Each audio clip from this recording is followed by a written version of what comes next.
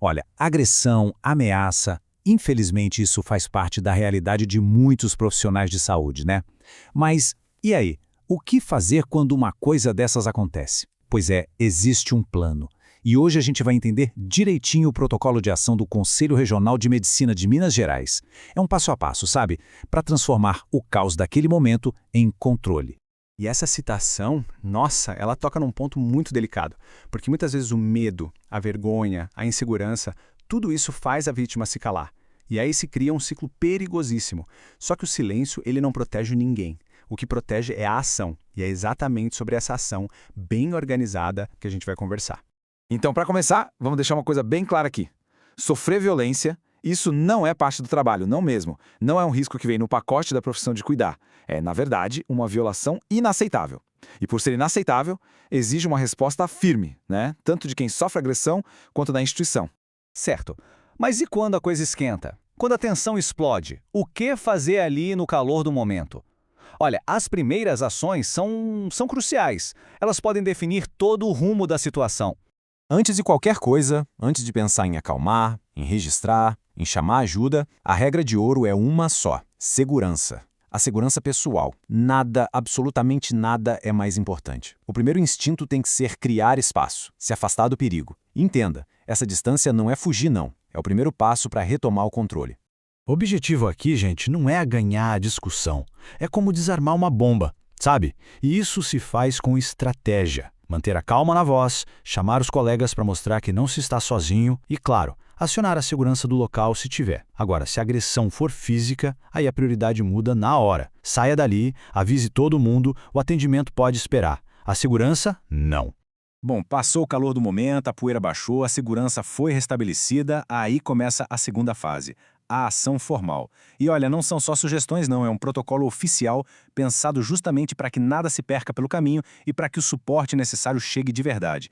E esse protocolo se resume a 4 ações principais. Pense nelas como um guia rápido para esses momentos de crise. Pedir ajuda, apresentar dados, comunicar o fato e denunciar. Simples, direto e muito poderoso. Vamos ver cada um deles em detalhe.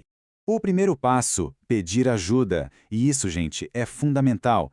Ninguém deve tentar resolver uma situação de violência sozinho.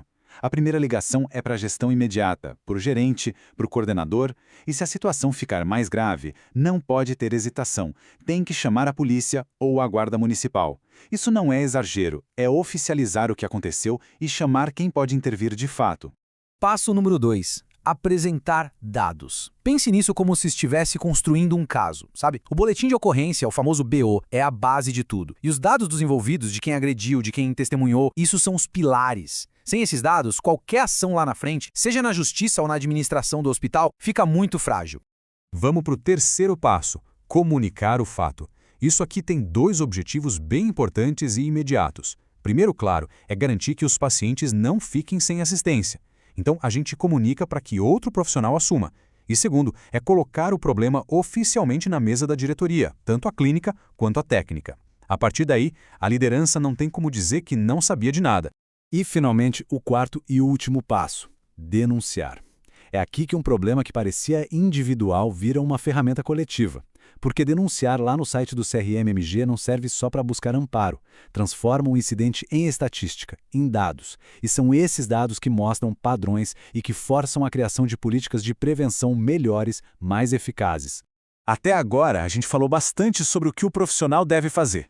Mas a responsabilidade não é só dele, de jeito nenhum. Uma parte gigante dessa responsabilidade é da instituição. Vamos ver agora o que os hospitais e as clínicas são obrigados por lei a fazer.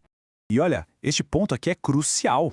O apoio que a instituição tem que dar não é um favor, tá? É uma obrigação legal.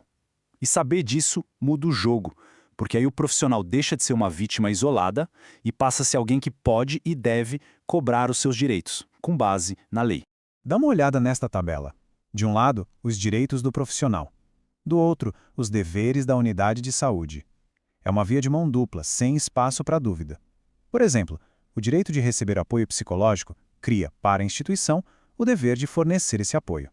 É uma relação direta pensada para proteger de verdade. E esse apoio não pode ser só no papel, tem que ser concreto. É oferecer ajuda psicológica, assistência jurídica, dar suporte para registrar o boletim de ocorrência e uma coisa fundamental, a emissão da CAT, a comunicação de acidente de trabalho.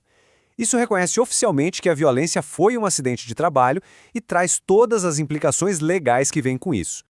Ok, reagir a uma crise é super importante, mas o jogo de verdade a gente ganha é na prevenção. Como é que se constrói um ambiente seguro em vez de ficar só apagando incêndio? É disso que a gente vai falar agora. A prevenção tem que atacar em duas frentes. A primeira é a estrutural, a física. Mais controle de acesso, câmeras, botão de pânico, rotas de fuga bem sinalizadas. A segunda, que talvez seja até mais importante, é a de processos. Ou seja, ter um fluxograma de ação claro, que todo mundo conheça, e treinar muito, para que na hora H a resposta seja quase automática. Isso nos traz de volta para a importância da denúncia. Pensa assim, cada caso que não é notificado é um ponto cego no mapa da segurança. Cada denúncia que é feita acende uma luz nesse mapa, ajuda a gente a ver onde estão os maiores riscos, onde o sistema está falhando e, no fim das contas, deixa o ambiente mais seguro para todo mundo. Denunciar, no fundo, é um ato de proteção coletiva. E tudo isso leva a gente a uma pergunta final. Uma pergunta que não é só para os gestores ou para os profissionais, mas para toda a sociedade. Será que a gente está fazendo o suficiente para proteger quem cuida da gente? Será que estamos oferecendo a mesma segurança e o mesmo respeito que a gente espera receber quando precisa de cuidado?